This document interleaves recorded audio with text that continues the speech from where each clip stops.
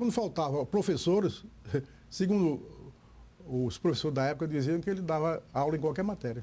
Ele foi meu professor, e professor de várias matérias. Ele gostava de ajudar os alunos em dificuldades.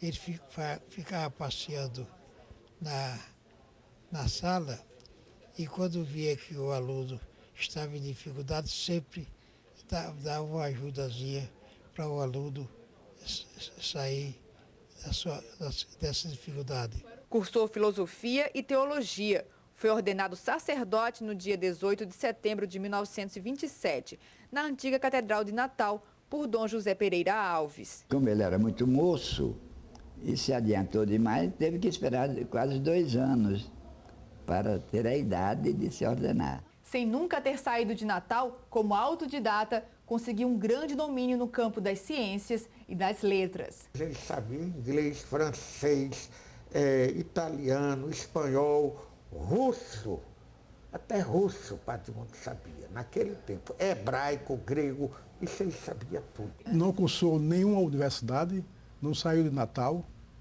Quando outros tiveram luzes de outras universidades, da Culta Europa e outros países, o Padre Monte permaneceu em Natal.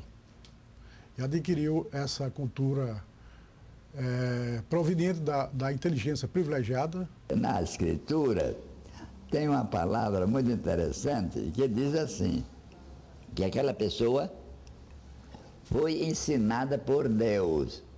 Eu tenho a impressão que quem ensinava o Padre Monte era Deus.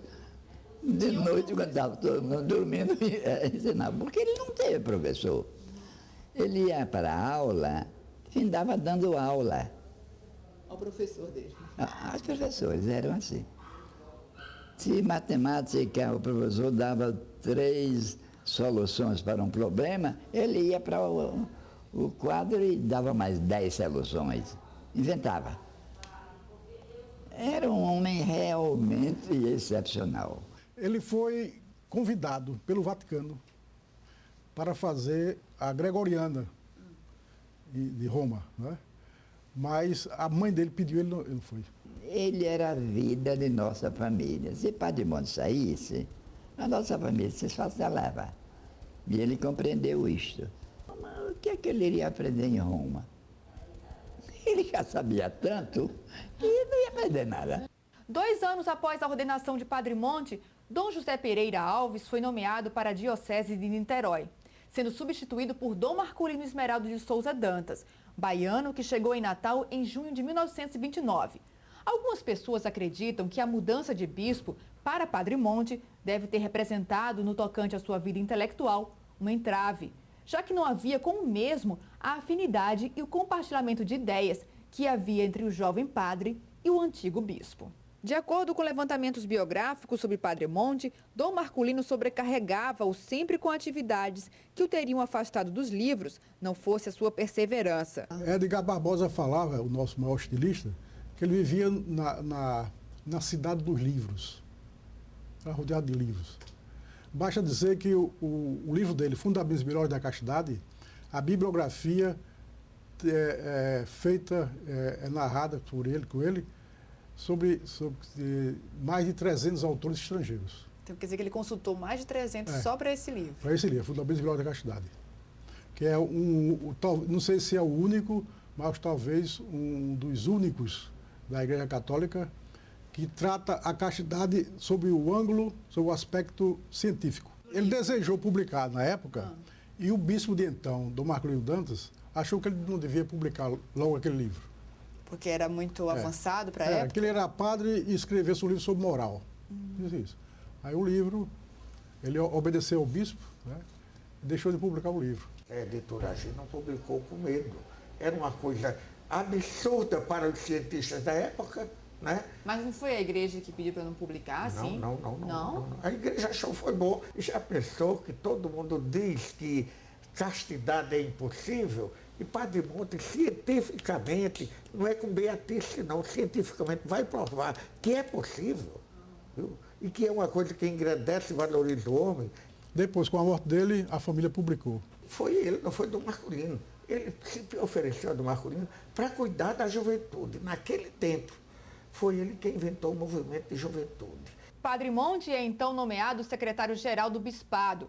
Todos admiravam a capacidade de trabalho do religioso, embora não percebessem o desgaste físico que representava para ele o abraçar de tantas atividades. A nova função, no entanto, permitiu ao padre a oportunidade de algumas viagens pelo interior do estado. E nessas idas e vindas, paralelamente às suas funções oficiais, dedicava-se às observações geológicas e mineralógicas. Falava-se em 2000 o número de minérios identificados e quantificados em seu laboratório. Ele montou um laboratório no seminário e nesse laboratório ele fazia análise de minérios. E também esse laboratório ele fazia também experiências químicas.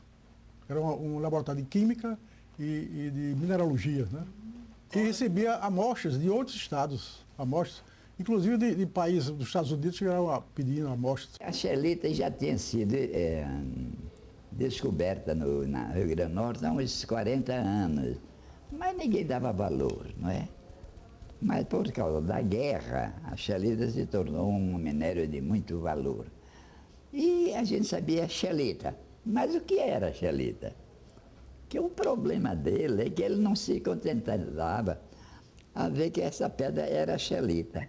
Ele ia ver relações da xelita, era uma confusão danada. É indiscutível o ganho econômico do Rio Grande do Norte com a descoberta das propriedades da xelita. O estado tornou-se destino de empresas mineradoras e técnicos para a exploração de suas jazidas. Chegar aqueles camponeses matutos do sertão para falar com o Padre Monte.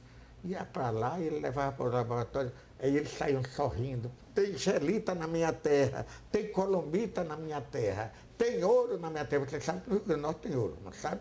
Lá na mina de ouro, que foi o Padre Monte que me ensinou isso, eu fui atrás e vi. O povo botou casa abaixo para batear e tirar o ouro com que eram construídas as casas. A partir do que ele falou? A partir do que ele falou. O Padre Monte tinha a opinião que no Seridó tinha diamante. E que a rocha diamantífera do Brasil, que não tem, aparece diamante aqui no Brasil, nos rios, mas ninguém diz, como na África, tal rocha é a que gera diamante. Ele tem uma opinião que o diamante no Brasil é gerado no Seridó. Uma mente tão pródiga precisava deixar registrados seus mais profundos conhecimentos. Escreveu 9 livros. Escreveu um outro livro, mas não terminou, que é um compêndio de biologia, em que ele estuda a parte histórica, ou melhor, científica da biologia. Mas ele ia fazer um segundo livro para